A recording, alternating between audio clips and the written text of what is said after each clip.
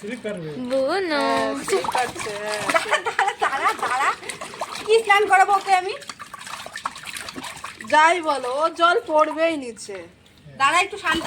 ওই যে এই কি করে কি করে বেশ না ইস না একটু দাঁড়া চুপ করে। ওই দেখো যে জল ছিটাচ্ছে তো শুয়ে পড়ছে। এ বস চুপ করে। আরে বাবা রে, ধরো তো জয়িতা। দাঁড়াও দাঁড়াও, চুপ করে শান্ত হয়ে বসো। আরে বাবা রে, আজকে আরো বড় জায়গায় জল বেশি পেয়েছে না। পাটা ভালো ছেটাতে পারছে। আজকে পাটা হ্যাঁ ছেটাতে পারছে ভালো।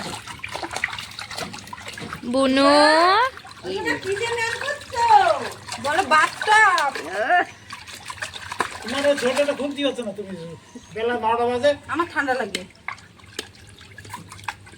ওই পাশটা ধরে রাখো। ধরেছেন। এই বেশি ঠান্ডা লাগে উঠে গেল, দরকার নেই। স্নান করতে নিয়ে এক্ষুনি বলবে। এর দিস না বড় বড় জল দিস না। এক বলবে কি 2 হাত দিয়ে স্নান করাতে নেই। না না, দুইজনে মিলে স্নান করাতে। তুই ই কর। হ্যাঁ দাঁড়া দাঁড়া দাঁড়া দাঁড়া মাম্মা দাঁড়া। নিয়ম আছে স্নান করানো। ঢং আছে। দুই হাতে স্নান করা। আবার দুই মার 2 সন্তান 2 কোলেও নিতে নেই। যাগো দাঁত না, দাঁত আর আদ্যতা করে নিতে হয় না। কি কি? যাগো যত- দাঁত উঠিছে, হ্যাঁ। এর তো দাঁত উঠেনি, ওই ঘরে বাবুর তো দাঁত উঠিছে, দুইজনের একসাথে করে করে নিতে হয় না, তবে কি হবে? নিতে হয়। দাঁড়া। হাটে মারবে তো নির্মল বলে একটা ছেলে